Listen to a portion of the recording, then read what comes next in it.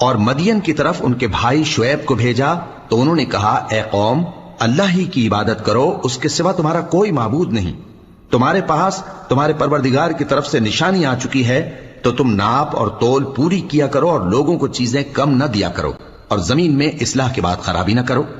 اگر تم صاحب ایمان ہو تو سمجھ لو کہ یہ بات تمہارے حق میں بہتر ہے، اور ہر رستے پر مت بیٹھا کرو کہ جو شخص اللہ پر ایمان لاتا ہے اسے تم ڈراتے اور اللہ کی راہ سے روکتے اور اس میں کجی ڈھونڈتے ہو۔ اور اس وقت کو یاد کرو جب تم تھوڑے سے تھے تو اللہ نے تم کو جماعت کثیر کر دیا، اور دیکھ لو کہ خرابی کرنے والوں کا انجام کیسا ہوا۔ اور اگر تم میں سے ایک جماعت میری رسالت پر ایمان لے آئی ہے اور ایک جماعت ایمان نہیں لائی تو صبر کیے رہو یہاں تک کہ اللہ ہمارے تمہارے درمیان فیصلہ کر دے، اور وہ سب سے بہتر فیصلہ کرنے والے ہے۔ تو ان کی قوم میں جو لوگ سردار تھے، جو تکبر کرتے تھے، وہ کہنے لگے کہ شعیب، یا تو ہم تم کو اور جو لوگ تمہارے ساتھ ایمان لائے ہیں ان کو اپنے شہر سے نکال دیں گے، یا تم ہمارے مذہب میں واپس آ جاؤ۔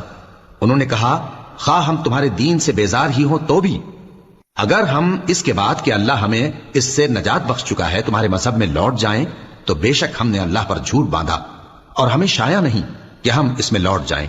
ہاں، اللہ جو ہمارا پروردگار ہے وہ چاہے تو ہم مجبور ہیں۔ ہمارے پروردگار کا علم ہر چیز کا احاطہ کیے ہوئے ہے، ہمارا اللہ ہی پر بھروسہ ہے۔ اے پروردگار، ہم میں اور ہماری قوم میں انصاف کے ساتھ فیصلہ کر دے، اور تو سب سے بہتر فیصلہ کرنے والا ہے۔ اور ان کی قوم میں سے سردار لوگ جو کافر تھے کہنے لگے کہ بھائیو، اگر تم نے شعیب کی پیروی کی تو بے شک تم خسارے میں پڑ گئے۔ تو ان کو زلزلے نے آ پکڑا اور وہ اپنے گھروں میں اوندھے پڑے رہ گئے۔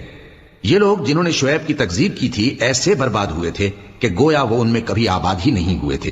غرض جنہوں نے شعیب کو جھٹلایا وہ خسارے میں پڑ گئے۔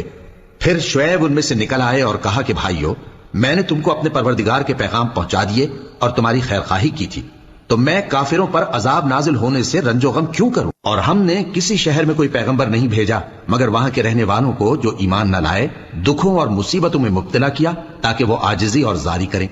پھر ہم نے تکلیف کو آسودگی سے بدل دیا، یہاں تک کہ وہ مال و اولاد میں زیادہ ہو گئے تو کہنے لگے کہ اسی طرح کا رنج و راحت ہمارے بڑوں کو بھی پہنچتا رہا ہے، تو ہم نے ان کو ناگہاں پکڑ لیا اور وہ اپنے حال میں بے خبر تھے۔ اور اگر ان بستیوں کے لوگ ایمان لے آتے اور پرہیزگار ہو جاتے تو ہم ان پر آسمان اور زمین کی برکات کے دروازے کھول دیتے، مگر انہوں نے تو تکذیب کی، سو ان کے اعمال کی سزا میں ہم نے ان کو پکڑ لیا۔ کیا بستیوں کے رہنے والے اس سے بے خوف ہیں کہ ان پر ہمارا عذاب رات کو واقع ہو اور وہ بے خبر سو رہے ہوں؟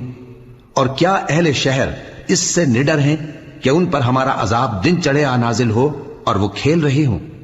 کیا یہ لوگ اللہ کے داؤں کا ڈر نہیں رکھتے؟